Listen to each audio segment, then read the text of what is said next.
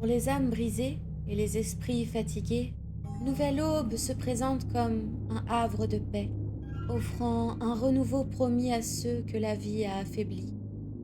Pourtant, derrière chaque sourire chaleureux et chaque mot apaisant, se cache un secret plus sombre qu'il n'y paraît, un mystère que seuls les plus intrépides oseraient percer.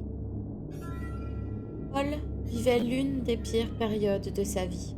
Sa femme, après avoir demandé le divorce, était partie avec leur fils, s'installant dans un autre pays pour refaire sa vie loin de lui.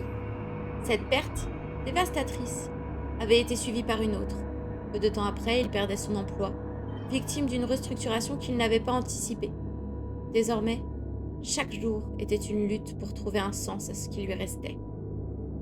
Un soir, seul dans son appartement plongé dans la pénombre, il se laissait sombrer dans l'alcool, cherchant dans chaque verre un moyen d'atténuer la douleur. Sa vie semblait n'être plus qu'une succession de défaites. Égaré dans ses pensées sombres, il se demandait si cela valait vraiment la peine de continuer. Dans cet état de désespoir profond, alors que le silence de la nuit devenait presque oppressant, il entendit un bruit léger provenant de sa porte. Intrigué, il se leva péniblement et ouvrit pour découvrir un prospectus glissé. En lettres dorées, il y était inscrit Nouvelle Aube.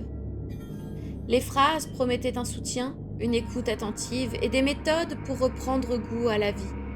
Il était mentionné que le groupe se réunissait régulièrement pour échanger, apprendre à mieux se comprendre et trouver des clés pour aller de l'avant. Les mots résonnèrent en lui comme une promesse de réconfort. Dans sa confusion, le message lui apparut presque comme un signe du destin, une chance inespérée pour sortir de l'abîme. Sans trop réfléchir, Paul décida de se rendre à leur première réunion, comme un dernier espoir. Lors de cette première rencontre, il fut accueilli par un groupe de gens souriants, attentifs, habillés de manière simple et chaleureuse. Ils prirent le temps de l'écouter sans jugement, de les laisser s'exprimer sur ce qu'ils traversaient. Les échanges étaient centrés sur le bien-être personnel, l'acceptation de soi et la gestion des émotions. Rien de bien mystique, juste des conseils pratiques, des exercices de respiration, des séances de méditation guidées. Paul se sentit enfin compris, écouté.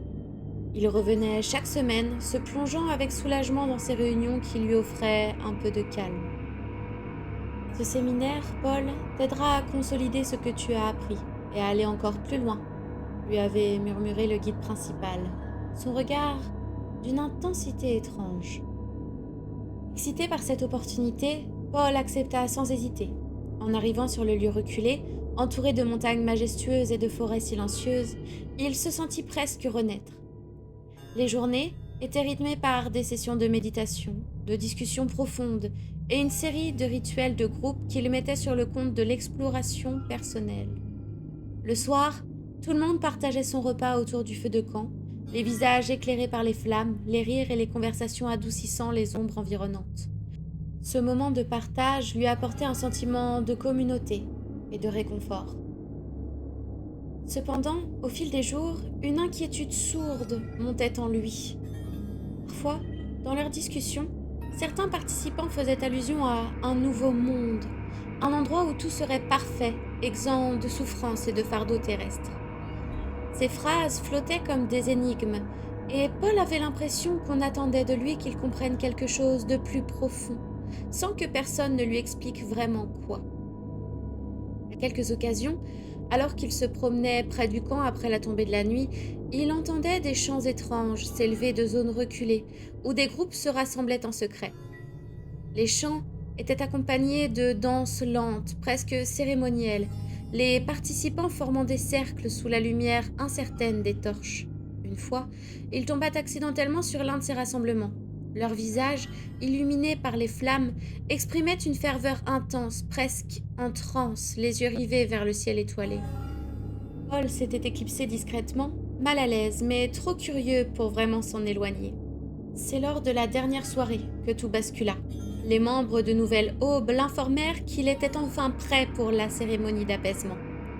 En s'avançant vers le feu central, il remarqua que tous les autres portaient des robes identiques, blanches, marquées de symboles tracés à même leur peau, des inscriptions qu'ils ne comprenaient pas, mais qui semblaient tenir une signification sacrée.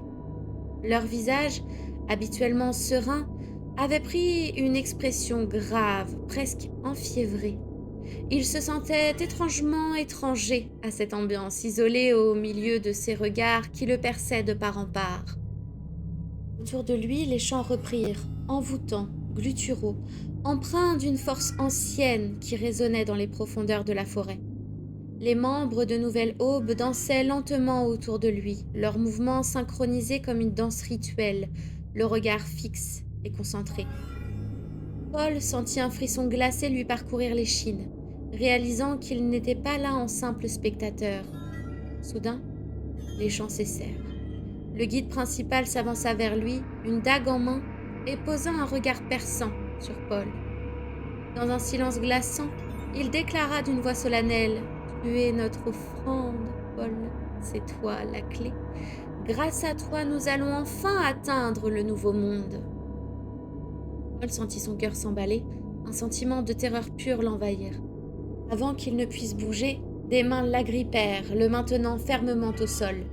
Le feu de camp projetait des ombres monstrueuses autour de lui, tandis que les visages déformés par une joie malsaine semblaient se délecter du supplice à venir. Merci d'avoir écouté cette histoire. Si elle vous a plu, n'hésitez pas à liker, à partager et à me dire en commentaire ce que vous en avez pensé. Passez une douce nuit ou du moins, essayez. À très bientôt pour de nouvelles terreurs.